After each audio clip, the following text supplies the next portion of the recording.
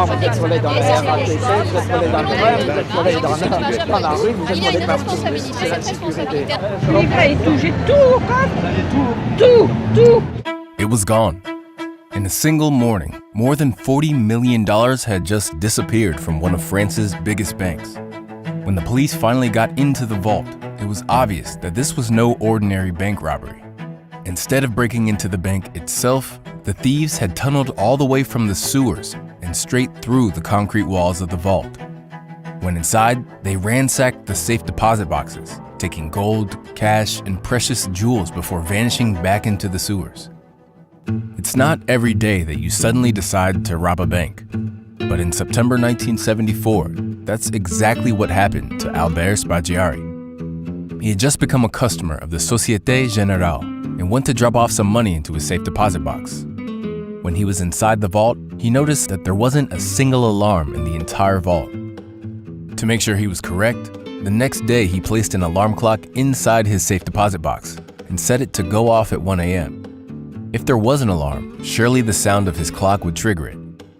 That evening, Albert waited in a bar across the street, and when 1 a.m. arrived, nothing happened. At this point, he knew he was going to rob the bank, but he still had no idea how. Then, when he was scoping out the exterior of the bank, he overheard a conversation. Tu as entendu qu'il projette de construire un métro à Nice? Un métro? Je pensais qu'on ne pouvait rien construire de souterrain ici à cause de la Méditerranée. Bon sang, tu ne sais pas qu'il y a d'énormes égouts souterrains? Nice a de grands égouts? Comme à Paris? Bien sûr, espèce d'idiot. Les égouts sont tellement grands qu'on pourrait y faire passer un camion. Suddenly, it clicked in Albert's head. Nice used to have a river running through its center, where many of the old sewer lines fed into. But after decades of building on top of the river, this area was now completely underground, and enormous tunnels had been built to handle the river during a flood. If one of these sewer tunnels went anywhere near the bank, it could allow Albert to dig his way into the vault without anyone noticing. Albert managed to get his hands on blueprints of the city's sewer system. According to these, there was a ramp underneath the convention center that led down into the city's main sewage tunnels. From there, a service road inside the tunnel followed the old river until it reached the Masséna Plaza. Then, a smaller sewage tunnel broke off and ran underneath the streets, and crucially, right past the bank. Being the well-connected criminal that he was, Albert quickly pulled together a team of around 20 men. He had tunneling experts, plumbers, electricians, welders. These guys were professionals, and all they needed now was the equipment. To be extra cautious, Albert traveled all across France and Europe, buying things in small quantities to leave no obvious trace. The idea was that all of the equipment left behind after the heist would lead the police on a wild goose chase, one that would ultimately lead them nowhere. With everything bought, the sewer rats could now start digging. Some of the team entered the sewers via the ramp and drove over a mile to reach the sewage tunnel. From there, they had to walk around 300 meters to reach the crucial digging point. The rest of the gang entered the sewers through an access room in an underground parking garage. From there, the crew ran an enormous electrical cable from the outlet in the parking garage down into the sewers, giving them power for lights and tools. Like a well-oiled machine, they started drilling, removing tons of rock and piling it up in an unused part of the sewer. To avoid any suspicion from the town's sewage workers, they cemented up the entrance of their tunnel to make it look identical to the other tunnel entrances. Once they were done for the night, they'd leave all of their equipment covered up inside a hole in the tunnel and quietly make their way out. For 2 months, the team went down into the sewers and worked on their tunnel. Many of the crew were above ground on lookout, with radios that allowed them to warn the crew if anyone was entering the sewers. The whole operation was so professional, and after 2 months of straight digging, they knew they had to be getting close. Then, one night in July, the crew finally hit the concrete walls of the vault. But the timing was terrible. That weekend, the president of France had made a last-minute visit to Nice, and there were enormous amounts of police and security in the city. It was not the time to be robbing a bank. Albert decided to call off the heist until the following weekend, which was a holiday weekend. This meant that the bank would be closed, giving the crew more time to break in and get as much as possible. In the meantime, Albert had some other matters to attend to. Since he was the mayor's photographer, he was actually a guest at the president's event. Just hours before this picture was taken, Albert was down in the tunnel, digging his way to the city's biggest bank.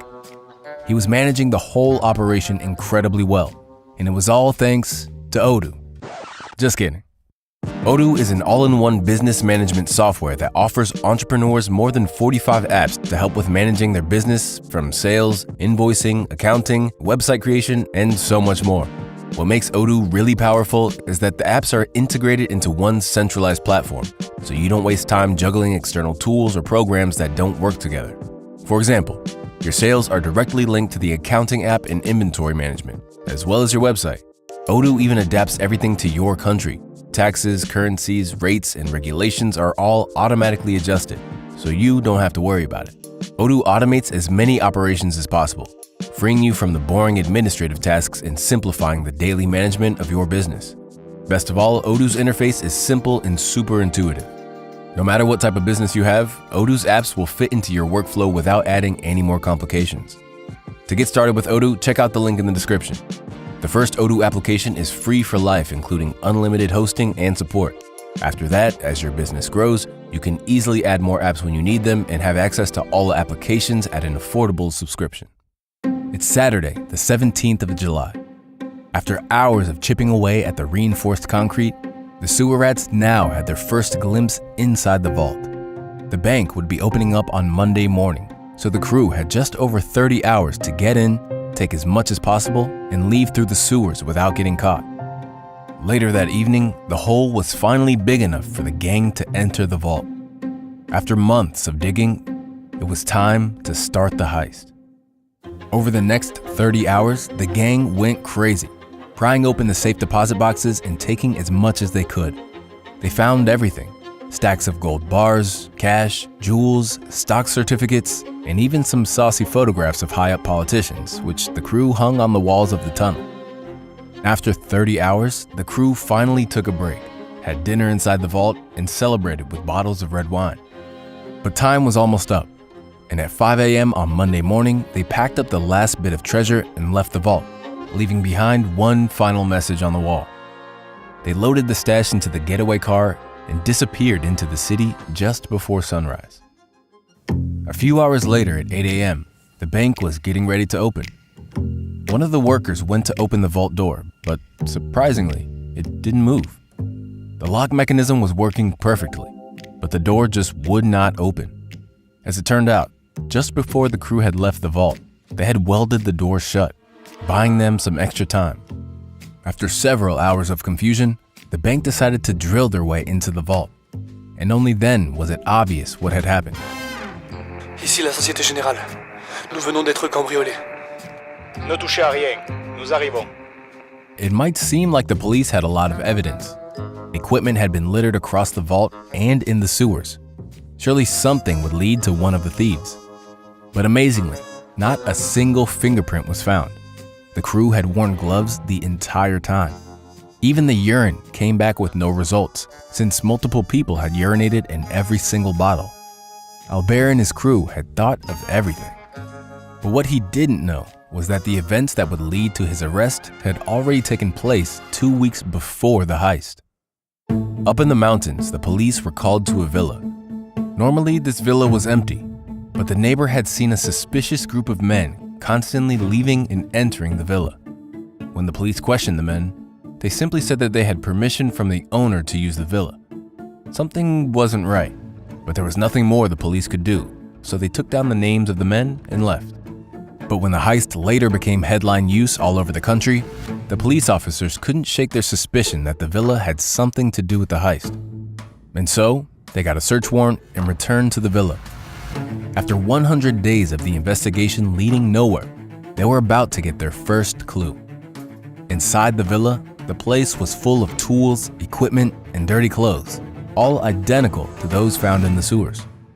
2 of the men from the villa, Alain Bornat and Francis Pellegrin, were arrested, and almost immediately they told the police everything, even naming Albert Spaggiari as the mastermind behind the whole thing. The police were finally getting somewhere. Now, they had to find their biggest target. But Albert was gone. Just a few days after the heist, he fled the country and spent the next 2 months traveling through Guatemala and the US. When he was there, he even made a phone call to the CIA and admitted to being the mastermind behind the heist. He was getting overconfident and eventually returned to Nice and continued living his life. Then, one morning, while having lunch with his wife in a cafe, Albert was approached by the waitress. Monsieur Spaggiari, il y a une femme à l'extérieur qui souhaiterait vous parler. Ah, mais qui ça peut bien être? When he walked out, he was instantly surrounded by police officers and arrested.